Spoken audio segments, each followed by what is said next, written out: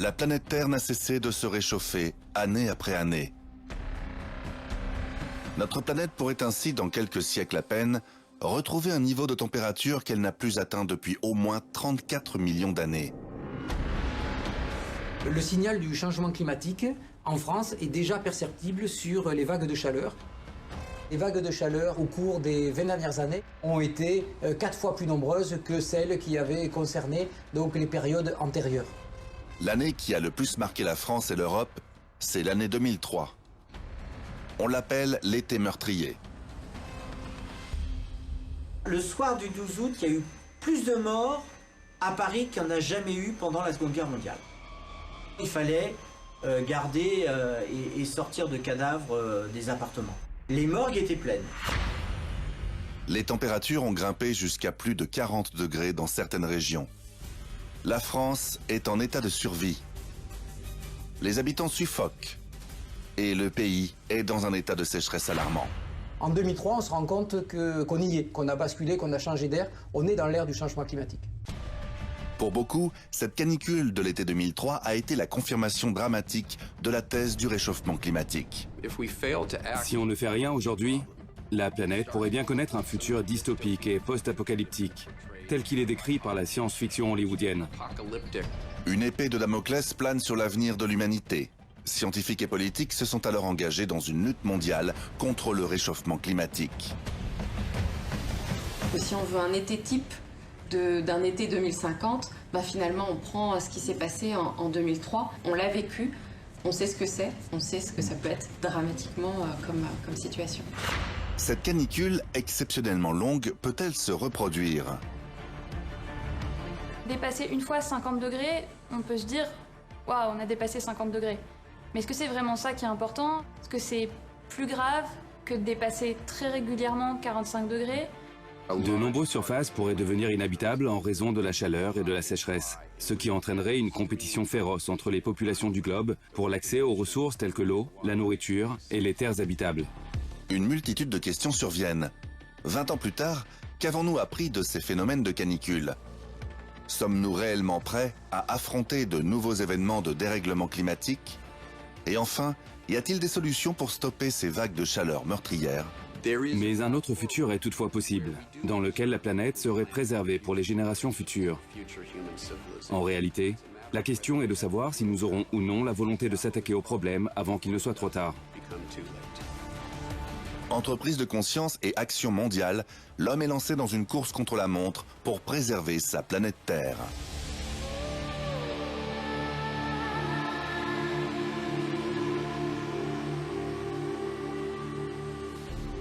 Tout commence par un rayon de soleil agréable qui s'intensifie, se prolonge, sous lequel la végétation s'assèche à vue d'œil.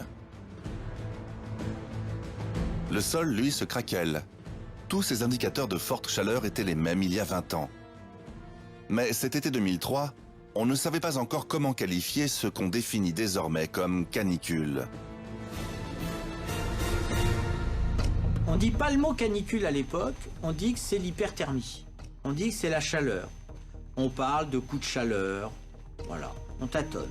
On ne sait pas trop encore ce que c'est. Ce qui se passe en 2003, nous sommes bien loin de juste un été à la promesse estivale. Des coups de chaleur sont annoncés avec de très hautes températures, s'élevant sur plusieurs jours. Le mercure affiche des températures supérieures à 37 degrés. On ne sait pas encore que ces températures auront un impact considérable sur l'environnement, la société et la santé des personnes. À cette époque, on ignore aussi comment définir précisément une canicule. Les facteurs qui vont être importants pour définir une canicule, c'est d'abord sa durée, son extension spatiale et bien sûr son intensité. Et par intensité, je veux dire une anomalie de température conséquente par rapport à ce qu'on peut observer dans les moyennes saisonnières. Alors, depuis 2003, les scientifiques ont affiné et précisé la signification de termes canicule. En résumé, il faut que chaleur et durée soient combinées, impliquant des nuits chaudes qui s'enchaînent avec des jours intensément chauds. Et dans ces conditions, le corps humain se met en mode survie, en luttant sans relâche pour refroidir ses organes. Les vagues de chaleur peuvent être très meurtrières, particulièrement auprès des populations jeunes, âgées ou handicapées. qui ont plus de mal à résister à des températures trop élevées. Si le sujet de canicule meurtrière est depuis 2003 si pris au sérieux, c'est parce que de nouvelles études suggèrent que d'ici la fin du siècle, les vagues de chaleur auront fait autant de morts à travers le monde que toutes les maladies infectieuses d'aujourd'hui réunies. Les vagues de chaleur, donc, au cours des 20 dernières années, donc depuis 2003, ont été 4 fois plus nombreuses que celles qui avaient concerné donc, les périodes antérieures. Mais alors, comment surviennent ces canicules? Pour cela, il faut qu'un anticyclone reste bloqué au-dessus d'une zone. L'anticyclone, lui, enferme toutes les masses d'air qui ne peuvent s'échapper. La zone va alors absorber la chaleur par le bas, comme un four. L'air chaud est retenu, proche du sol, sans pouvoir s'échapper vers le ciel. Les nuages, alors, ne peuvent se former et, par conséquent, la pluie ne peut tomber.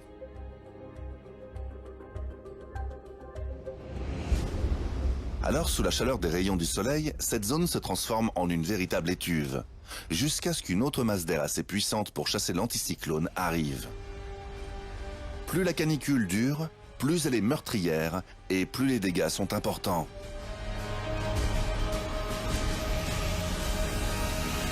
Comme ce fut le cas cet été 2003 qui a marqué l'histoire avec l'une des pires canicules en Europe et en France. 18 ans après, les scientifiques s'en souviennent encore. La tension est montée progressivement. On avait les informations par les sapeurs-pompiers de Paris. Les gens faisaient des malaises. Et puis, il a commencé à y avoir les premiers arrêts cardiaques. Alors ça, on s'est dit, c'est pas normal. Un chauffeur routier qui est mort dans sa cabine de camion. Des ouvriers qui sont morts sur un chantier en hyperthermie. Vraiment, on avait ce sentiment qu'il se passait quelque chose d'anormal. Quelque chose d'anormal, en effet. Le mercure affichait des températures moyennes de plus de 38 degrés pendant presque 10 jours et des vagues de chaleur sur plus de 2 mois. Depuis la canicule qui a frappé l'Europe à l'été 2003, on sait que l'une des conséquences du dérèglement climatique est l'intensification et la multiplication de ces vagues de chaleur extrêmes. Les premières informations scientifiques sur les phénomènes de forte température ont commencé à être recueillies après les vagues de chaleur exceptionnelles de 1947. Et cet été 2003, avec le recul, on s'aperçoit que des indicateurs avaient pourtant annoncé la catastrophe bien avant le pic du mois d'août. En juin, on avait des signes avant-coureurs qui étaient liés à la sécheresse des sols en Europe de l'Ouest, puisqu'on a eu un printemps particulièrement peu pluvieux, donc les sols étaient déjà très secs. Et si on a peu d'humidité des sols, on n'a pas de phénomène d'évapotranspiration qui vont permettre de rafraîchir la France. Là où j'ai commencé à me poser des questions, à l'époque j'habitais en très grande banlieue. Pour rentrer chez moi en moto, je passais à travers les bois. Et en fait, j'avais remarqué des trucs, les feuilles tombaient. Je me disais, c'est curieux, et il y avait des branches d'arbres qui craquaient, et je me disais, c'est quand même assez curieux. En effet, un phénomène plus qu'étrange. En juin, les plantes et les feuilles commencent déjà à flétrir, mais peu de gens s'interrogent vraiment. Pourtant, c'est bien un signe que l'humidité qu'elles contiennent s'évapore, et donc le début d'une série de réactions en chaîne. C'était aussi peut-être un des premiers épisodes qui nous mettait de manière aussi évidente le lien entre la sécheresse des sols et les températures élevées. Maintenant, ce sont des choses qui sont très connues, mais en 2003, on n'avait pas forcément anticipé le fait que cette sécheresse des sols allait pouvoir aggraver les températures de manière aussi forte que ce que ça a été. Et cette sécheresse du sol qui a fait monter les températures, nous la devons à une masse d'air chaud arrivant de Méditerranée qui atteint l'Espagne puis la France. Les températures observées en Angleterre et en France étaient dignes de celles que l'on voit habituellement en Afrique du Nord ou en Arabie Saoudite. Un système de haute pression normalement centré sur les zones subtropicales avait migré jusqu'en Europe du Nord. En réalité, cette canicule va bien au-delà des frontières de la France. Une vague de chaleur s'installe sur l'Europe centrale et occidentale. Cette masse d'air chaud est emprisonnée sous l'effet de l'anticyclone. Les conditions anticycloniques, le blocage qui s'est mis en place sur le continent européen, il s'auto-entretient par l'air chaud qui l'alimente et rien ne pourra venir la modifier ou l'altérer. Voyant cet anticyclone puissant, les premières alertes sont signalées. Le 1er août 2003, Météo France publie son premier communiqué de presse météorologique prévenant l'arrivée de températures très élevées sur la France dans les prochains jours. On signale le début d'un épisode, mais il est bien précisé que cet épisode de forte chaleur va avoir un caractère aggravant sur la sécheresse, puisque donc le regard plus important était sur celui-là à ce moment-là. Nous avons eu lundi des températures étouffantes. Les prévisions indiquaient 35 degrés, mais le ressenti se situait plus au-delà de 40. Malgré les alertes diffusées dans les médias, dans un premier temps, la population se montre plutôt agacée par la chaleur qui l'accable. Surtout que la date du 1er août marque de nombreux départs en vacances. Les Français quittent alors les villes pour rejoindre les plages, la campagne ou la montagne. Et à Paris, pour les propriétaires des cafés et les vendeurs de bouteilles d'eau, cette chaleur étouffante est une aubaine. Il fait chaud, c'est l'été, c'est les vacances, on fait ce qu'on veut, la chaleur c'est rien, c'est signe de bonheur, etc. Tout faux. Tout faux. Tout faux. Pourtant, la couverture médiatique s'accélère et est à la hauteur de l'événement. À la télévision, les chaînes diffusent en boucle des images d'agriculteurs désespérés, de troupeaux dévastés, de cultures asséchées et de forêts en feu.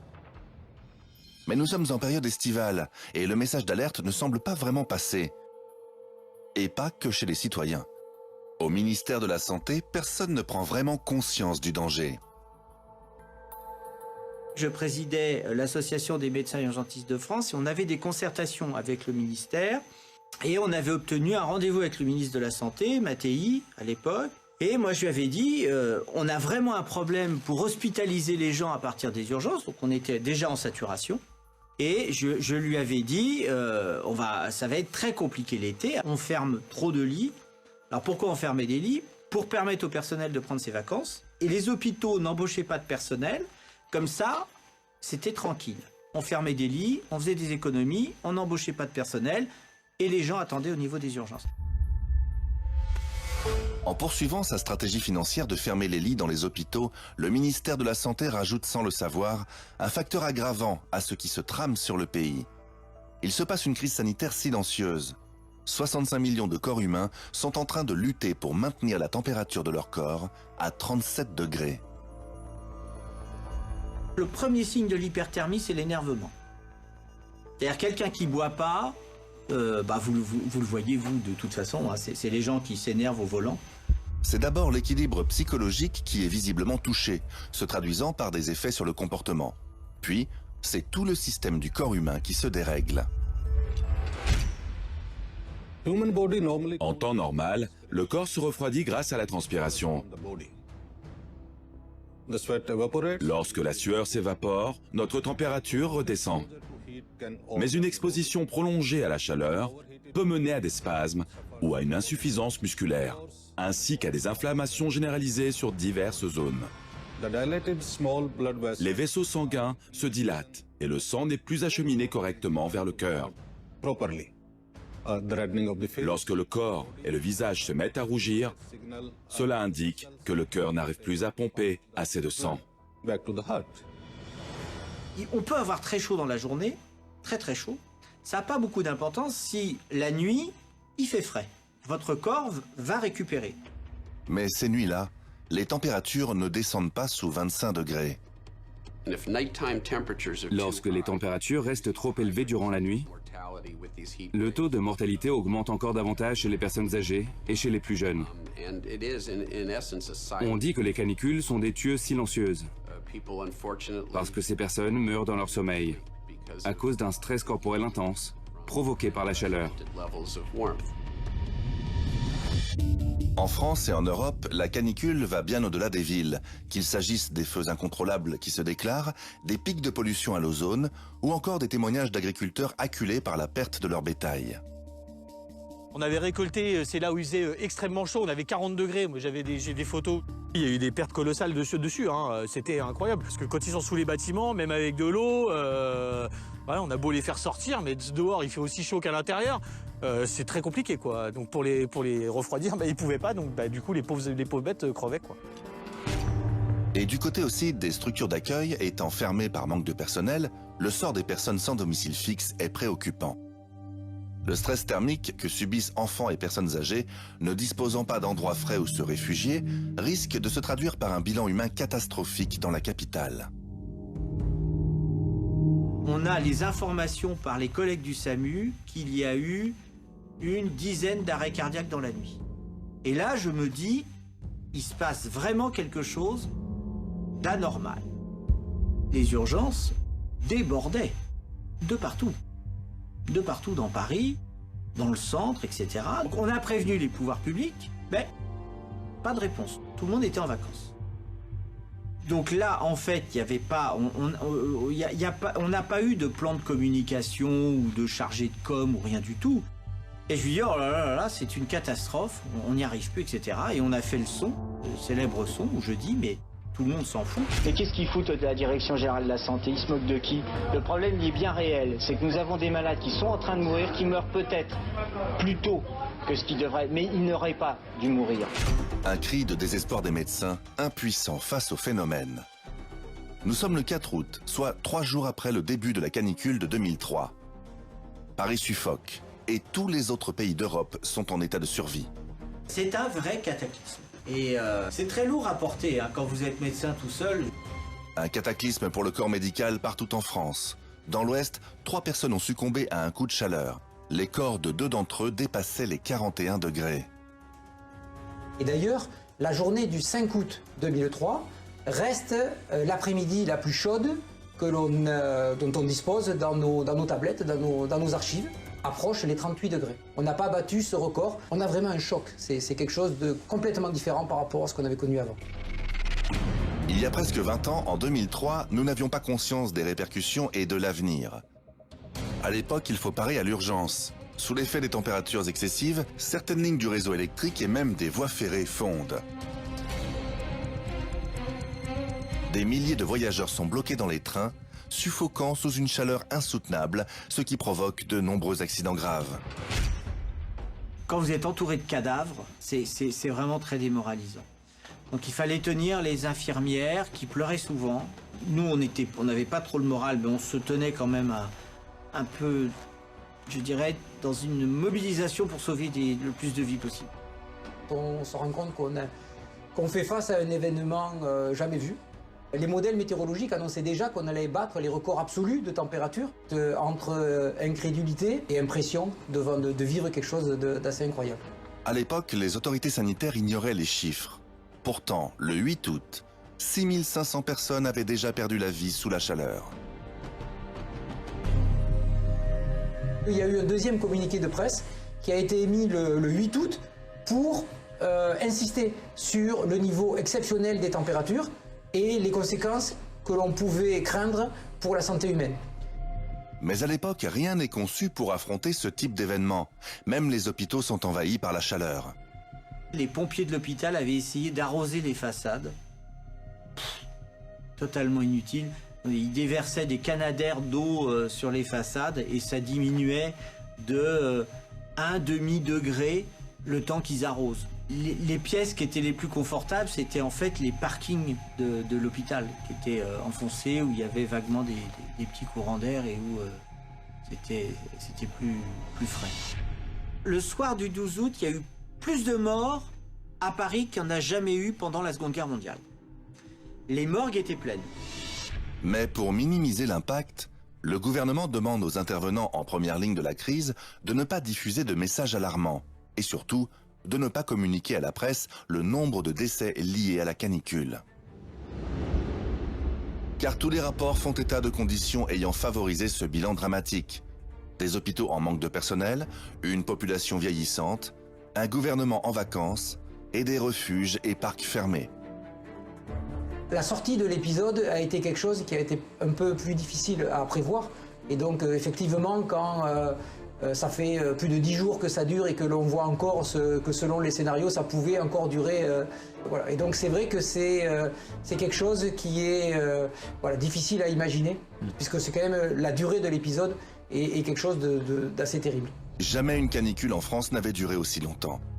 Les services français de météorologie ont enregistré un record de jours consécutifs de canicule.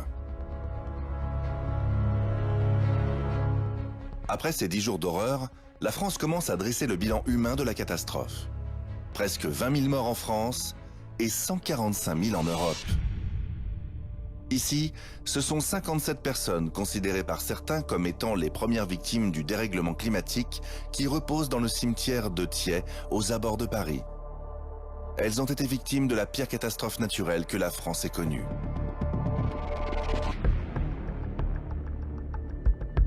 C'est seulement après 15 jours de canicule que les Européens connaissent enfin un répit.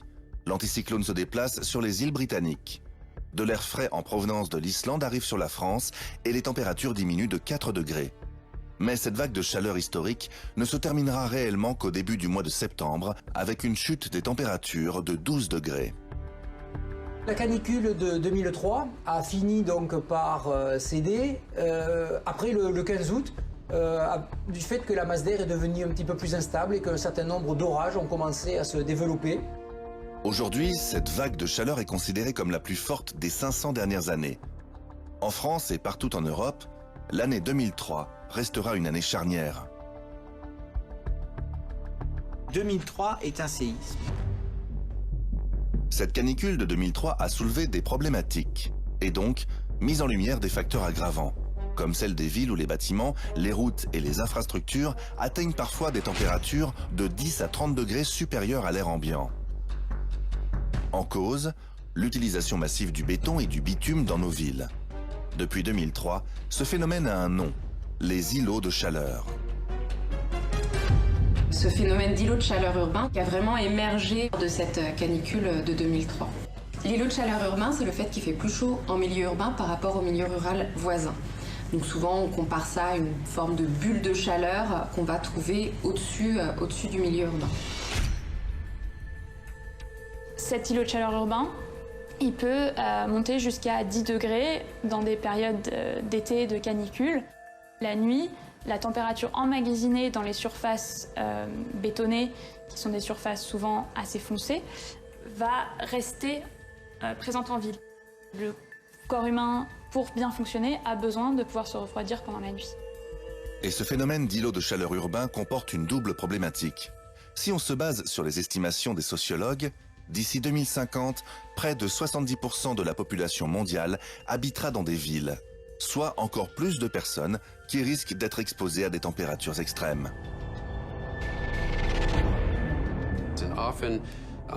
Et c'est souvent dans ces régions urbanisées que vivent des populations précaires ou pauvres, n'ayant pas les moyens d'installer la climatisation chez eux. Ces personnes-là seront encore plus vulnérables que les autres face à la hausse des températures. On est donc confronté à un problème de justice climatique, puisque ceux qui contribuent le moins au dérèglement climatique sont pourtant ceux qui pâtiront le plus de ses conséquences. Nous serons donc confrontés à une nouvelle problématique, l'injustice climatique. En plus d'être un problème environnemental, il s'agit donc aussi d'un problème d'ordre sociétal. En s'attaquant au racisme et au climat en même temps, on pourrait améliorer le sort d'un grand nombre d'individus. De nouvelles problématiques d'ordre sociétal émergent donc. Mais pas seulement. La canicule de 2003 a aussi permis de faire des découvertes intéressantes pour l'avenir. Comme l'ombre des arbres, qui permet d'atténuer en partie la chaleur retenue par les routes et les zones bitumées. Et en plus de cela, on a découvert et pris en compte que l'humidité qui s'évapore de leurs feuilles contribue à rafraîchir l'air environnant. Parmi les solutions dont on dispose, il y a les infrastructures vertes. Toits végétalisés renforcent par exemple l'efficacité énergétique des bâtiments, aussi bien en termes de chauffage et que de rafraîchissement. Il y a plusieurs façons en fait de s'adapter. Ça nécessite aussi de faire avec l'existant parce que c'est pas évident de végétaliser des bâtiments. C'est fragile et ça veut dire qu'il faut prendre en compte tout ce qui est le système végétal avec le système bétonné et voir comment ça interagit. Et puis surtout, ce que vous avez là, c'est-à-dire des arbres le long des façades des maisons qui protègent du froid l'hiver, qui protègent du chaud l'été. Le stade suivant, ça sera le changement des toits à Paris. Et changer toute cette conception qui fait que le tout climatisation est une erreur, mais à mon avis fatale pour la planète. Puisque maintenant, on en arrive à consommer plus d'énergie l'été que l'hiver, dans certaines régions. Et faire que les gens puissent se protéger dans des logements qui sont naturellement plus frais. Alors ça voudra dire peut-être des gros murs, des petites fenêtres, des petites portes. Donc, si on veut vivre et pas survivre aux vagues de chaleur en ville au XXIe siècle, il va falloir adapter le milieu urbain. Ça peut se faire en libérant des espaces et en les végétalisant. Ça peut se faire en augmentant l'albédo, le pouvoir réfléchissant des villes, puisque en fait, quand on a des surfaces qui sont claires, ça réfléchit plus que les surfaces foncées. Donc pour ça, on peut peindre des toitures en blanc ou on peut peindre des trottoirs en blanc, par exemple. En réalité, le monde n'aura d'autre choix que de s'adapter pour que la vie perdure sur Terre. Cette canicule apocalyptique que nous avons vécue en 2003 a poussé le gouvernement à réfléchir à des solutions. Et déjà, partout en Europe, des mesures ont commencé à être mises en place pour lutter contre ces effets de ces îlots de chaleur urbains. Barcelone a aujourd'hui 1,5 million d'arbres et poursuit son action en faveur de la plantation de nouveaux arbres. Milan a également un autre programme pour planter 2 millions d'arbres d'ici 2030. Donc on retrouve ce type de programme dans de nombreuses villes européennes. Concernant les milieux urbains et la protection de la santé des citoyens, des solutions se mettent en place au fil des années et des catastrophes qui s'enchaînent. Mais qu'en est-il des campagnes ? Les canicules ne les ont pas épargnés non plus. Car si pour les habitants, l'air était certes plus frais, pour les cultures et les plantations, la chaleur écrasante a fait l'effet d'un raz-de-marée, anéantissant les récoltes. En 2003, les agriculteurs ont vécu un des événements les plus dévastateurs pour leur culture. Quand la météo annonce une canicule, nous, en tant qu'agriculteurs, on tend le dos, on ne sait jamais déjà la durée. On a des pertes de rendement qui sont énormes. J'ai des poulets pas très loin d'ici, mais je sais que sur l'ensemble de ces poulets, il y avait plus de 50% de pertes et de morts, quoi. Lorsque le système agricole est touché par les fortes chaleurs, les récoltes sont bien souvent perdues et les agriculteurs plus en mesure de fournir leur pays avec leurs marchandises. C'est un bouleversement considérable car toutes les ressources alimentaires de tout un pays sont en péril. Alors comment nourrir ses citoyens ? Pour faire face, certains gouvernements au centre et à l'est de l'Europe ont eu recours à l'importation de denrées alimentaires. Mais les dégâts de la canicule ne s'arrêtent pas au secteur de l'alimentaire ou de la santé. C'est tout notre environnement qui est touché. Le réchauffement de l'air provoque des sécheresses dans nos écosystèmes forestiers. En cas de forte demande évaporative, l'air aspire l'eau des végétaux, ce qui crée un stress chez ces derniers. Ils n'ont plus assez d'eau pour s'hydrater et par conséquent deviennent facilement inflammables. Et qui dit inflammable parle de feu. Avec ces canicules à répétition, depuis presque 20 ans, on observe une augmentation significative des feux de forêt sur la planète. Dans l'ouest des États-Unis, plus de 3 millions d'hectares ont été ravagés ces derniers temps, soit 1 million d'hectares de plus que la moyenne des 10 dernières années. Dans l'ouest des États-Unis, il y a eu 8 incendies de plus, faisant chacun partir 40 000 hectares en fumée, soit à peu près la taille de la ville de Phoenix. En tant que scientifique, le réchauffement climatique me préoccupe. On constate que même les forêts subissent des changements. La situation est apocalyptique. Il n'y a pas d'autre mot, et les bouleversements se produisent à une vitesse que personne n'avait anticipée. Depuis 2003, le constat est impressionnant. D'un côté, la hausse des températures qui assèche la végétation et la transforme en une matière hautement inflammable. De l'autre, l'assèchement des nappes phréatiques qui a pour effet d'accélérer la combustion. On peut dire avec certitude que ces méga-feux, qui se propagent plus rapidement et à une température encore plus élevée autour du globe, sont liés à l'impact de l'activité humaine sur le climat et à l'augmentation de la combustion d'énergie fossile. L'activité humaine, le cœur du problème, ou plutôt le cœur du réacteur.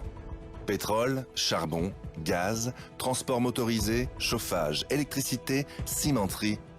Tout ce que l'homme a créé est en partie responsable de ces phénomènes de canicule, sous-estimant les répercussions sur tous les domaines de la vie humaine. Aujourd'hui, la température moyenne mondiale est désormais de 1,1 degré, plus élevée qu'au début du siècle, avant la grosse canicule de 2003. Et les méga-feux vont au-delà de la simple perte de surface forestière. Ils surviennent à des endroits plus qu'inattendus, où leurs conséquences sont plus graves encore. On observe des incendies dans l'écosystème arctique et dans la toundra, sous lesquels se trouve le pergélisol, une surface stockant du carbone vieux de plusieurs millions d'années.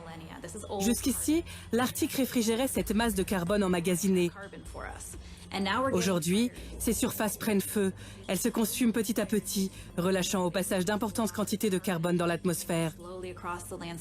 Ce bouclier est en train de céder, et le surplus de carbone relâché contribue à son tour au réchauffement de la planète, augmentant encore davantage la fréquence des incendies. En résumé, tout ce que nous avons traversé doit être perçu comme des alertes pour notre avenir. On parle beaucoup du changement climatique comme de quelque chose qui va arriver en 2100 et donc ça paraît très lointain. Je pense qu'on peut dire que la canicule de 2003 a été une prise de conscience brutale du changement climatique. La canicule de 2003, ça va être aussi la première fois que les chercheurs vont mettre en évidence le lien entre le changement climatique et un événement particulier. Mettre en évidence le lien entre le changement climatique et un événement particulier a été l'impact fort de cette canicule de 2003. Depuis, partout en France, en Europe et dans le monde, les vagues de chaleur sont de plus en plus fréquentes. La canicule de 2003 n'a pas été un événement isolé. Dans le monde, la fréquence des canicules augmente à vitesse que le climat se réchauffe. Des pays comme l'Inde et les États-Unis ont vu au cours des dernières années ces phénomènes meurtriers se multiplier. Les gens cherchent de l'ombre partout où ils le peuvent. Les températures écrasantes combinées à des vents chauds transforment l'Inde en une véritable fournaise. Chaque année depuis 30 ans, on bat notre record du nombre de morts liés aux températures extrêmes. La canicule de l'année 1998 a été la plus meurtrière de notre histoire, avec 3058 personnes ayant succombé aux effets de la chaleur. En 2015, à New Delhi, la canicule fait plus de 2000 morts. La température était si forte que les trottoirs des rues ont fondu. Après cela, le département de météorologie et les agences de santé, conjointement à d'autres institutions et acteurs, ont mis en place un système ayant permis de réduire de manière significative la mortalité due aux canicules sur notre territoire. Mais cela n'a pas suffi. Le phénomène des vagues de chaleur a continué. En mai 2019, le mercure a grimpé au-delà des 48 degrés dans le nord de l'Inde. Désormais, des mesures de prévention sont mises en place par les autorités locales. Les habitants ont pour consigne de rester chez eux après 11 h du matin et les chaussées sont humidifiées pour éviter qu'elles ne fondent. Cet été-là, le nombre de décès dus à la chaleur a pu être limité à 373 personnes. Mais la canicule ne s'abat pas que sur l'Asie et l'Europe. De l'autre côté de l'Atlantique aussi, le mercure continue d'exploser au fil des années. Dimanche après-midi, le record de la température la plus haute jamais enregistrée sur Terre a été battu, avec un mercure affichant 54,4 degrés. 54,4 degrés. Des températures à la limite du réel. Mais alors comment réagir face à une telle situation ? Nous recommandons aux habitants de se protéger du soleil, évidemment, et d'éviter toute activité à l'extérieur jusqu'à la tombée de la nuit. Jusqu'où ira-t-on ? Ce réchauffement climatique peut-il ralentir ? Est-ce que cet été 2003 a été le début d'une nouvelle ère climatique ? Un récent rapport du gouvernement américain a confirmé que la dernière décennie a été la plus chaude jamais enregistrée depuis le début des relevés il y a 140 ans. Et l'année 2020 détient le record de l'année la plus chaude de l'histoire. Si des mesures drastiques ne sont pas prises, la température mondiale augmentera de 3 degrés d'ici la fin du siècle. Un réchauffement de 3 degrés pourrait rendre le monde de demain radicalement différent de celui d'aujourd'hui. La montée des mers risque d'ensevelir des villes entières. Les sécheresses pourraient transformer les forêts en déserts. À elle seule, la chaleur serait responsable de nombreux morts. Les statistiques sont sans appel. Plus la planète se réchauffe, plus les gens mourront. Vivre avec des températures de plus en plus élevées, cette tendance semble devenir la norme. Les prévisions pour le futur nous disent malheureusement que ça va continuer. Et donc dans les scénarios pessimistes, comme dans les scénarios optimistes, il y aura une augmentation des canicules et on parle pour 2050 d'avoir une canicule comme 2003 tous les 2 ans. Enfin, l'été 2003 sera plutôt normal en 2050. Et ça, je pense qu'on doit commencer à accepter que ça va être comme ça, très probablement, parce que même si on applique toutes les mesures qu'on pourrait faire pour réduire au maximum les émissions, il y a quand même une certaine période d'inertie et un certain overshoot, comme on dit en anglais, qui nous portera quand même à avoir ces dégâts pendant un certain temps. De toute façon, les extrêmes existeront toujours. C'est juste que notre référentiel de ce qui est normal va nécessairement changer au fur et à mesure que le climat change. Mais finalement, cet épisode a permis de faire des découvertes importantes. Les chercheurs en climatologie se sont mis à étudier le lien entre le changement climatique et la vague de chaleur.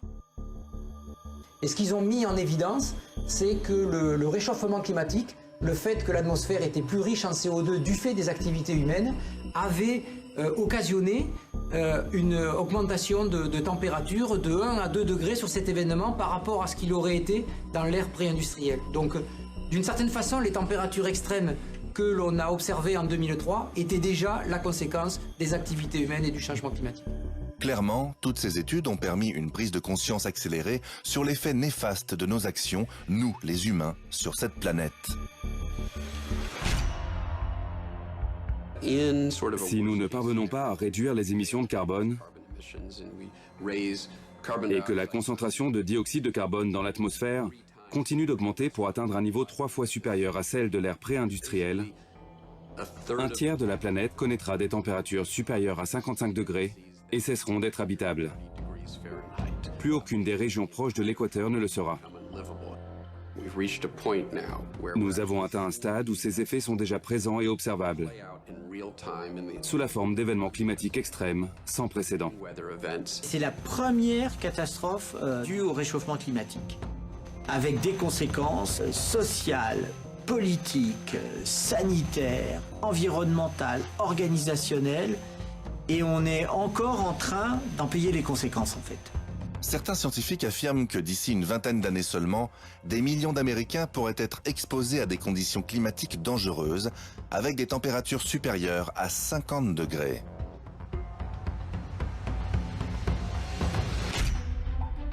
Mais les canicules seront encore plus extrêmes dans les régions chaudes proches de l'équateur, dans des pays comme le Bangladesh ou le Soudan, où la population risque d'avoir des difficultés à financer des systèmes de climatisation.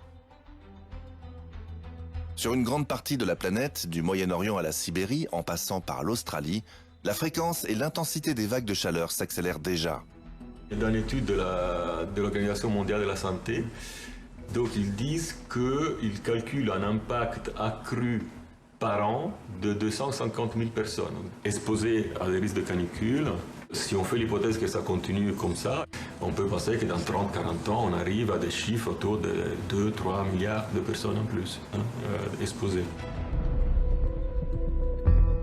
Pour autant, le futur climatique de la France, de l'Europe ou de la planète, donc après 2050, il n'est pas écrit. Et donc les efforts que l'on va faire maintenant peuvent nous permettre d'éviter d'avoir ces méga vagues de chaleur que nous indiquent les projections climatiques. Je pense qu'on peut voir le changement climatique comme une opportunité, puisqu'en fait c'est un changement qui de toute façon est là et qui nous demande de nous poser des questions sur la façon dont notre société est organisée, à la fois à l'échelle locale, à l'échelle régionale, à l'échelle internationale. Et donc utiliser le changement climatique comme un creuset pour repenser nos valeurs. Justement, les valeurs ont déjà commencé à être revues depuis 2015. Avec une avancée considérable dans la prise de conscience du réchauffement climatique lors de la signature de l'accord de Paris. 197 pays se sont engagés à réduire les températures de 2 degrés.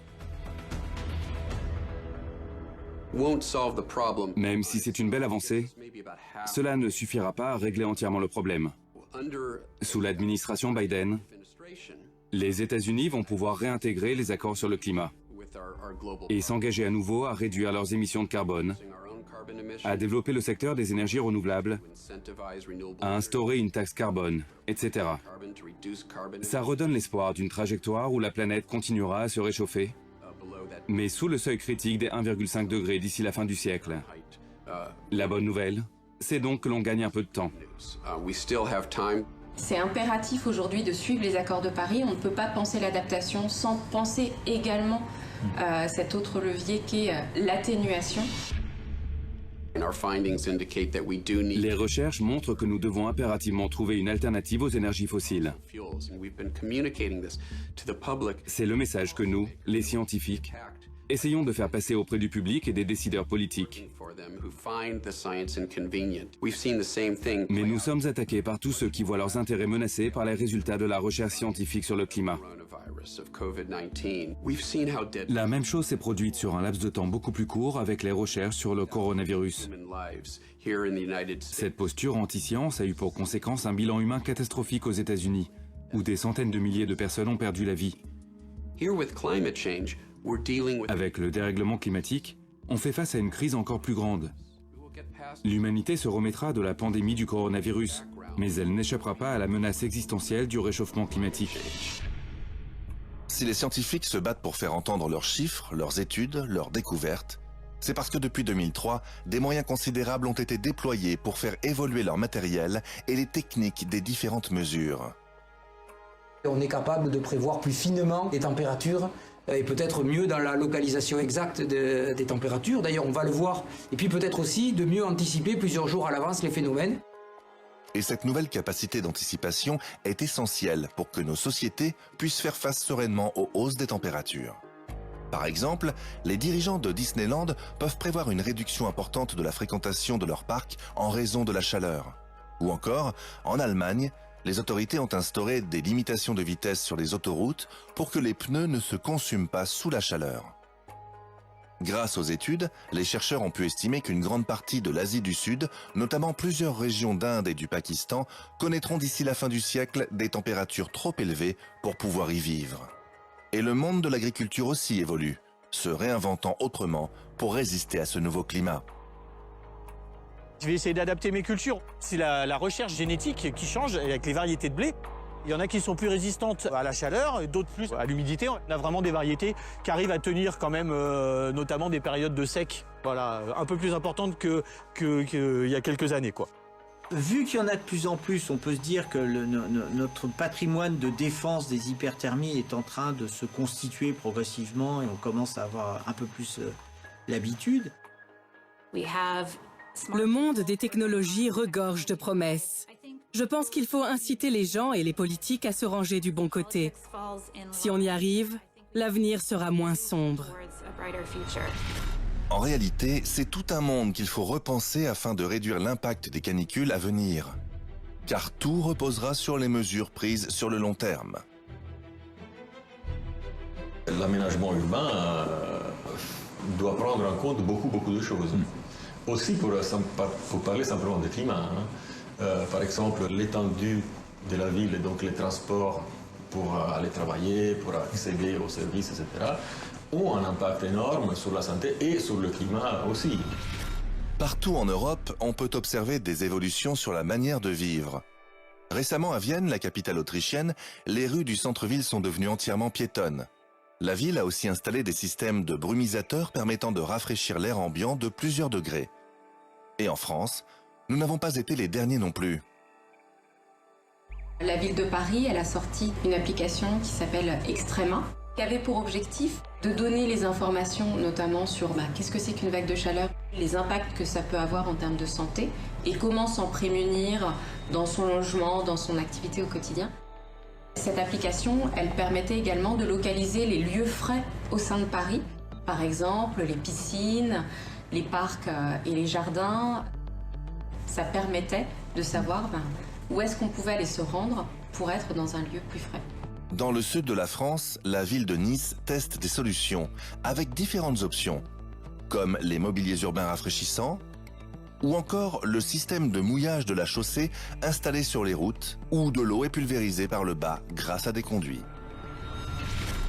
Avec tous ces programmes d'expérimentation mis en place un peu partout, on s'aperçoit que depuis 2003, l'homme a parcouru un long chemin pour comprendre et adapter la vie au climat. Si toutes les villes du monde, à leur échelle, entreprennent des actions qui pourront contribuer à la stabilisation des émissions mondiales de carbone au cours des prochaines décennies, la fréquence des canicules aux États-Unis pourrait diminuer d'environ 50%. Aujourd'hui, 23% de l'énergie que nous consommons provient d'énergies renouvelables. L'Inde a lancé un programme très ambitieux en termes d'énergie renouvelable. Le gouvernement prévoit également de développer drastiquement le marché des voitures électriques alimentées par l'énergie solaire, qui ont déjà commencé à pénétrer le marché. L'Inde vise aussi la construction de plus de 900 millions de mètres carrés de bâtiments écologiques d'ici 2022. On entend souvent que l'une des solutions serait de modifier nos comportements individuels afin de limiter notre impact carbone. Mais nous devons réduire nos émissions de manière drastique pour éviter un réchauffement trop important. Et l'action individuelle à elle seule n'y parviendra pas. C'est pourquoi nous devons aussi agir à l'échelle collective pour faire changer la société, en votant massivement par exemple, afin de mettre la pression aux décideurs politiques et les inciter à taxer le carbone ou à développer des mesures incitatives en faveur des énergies renouvelables pour remplacer les énergies fossiles.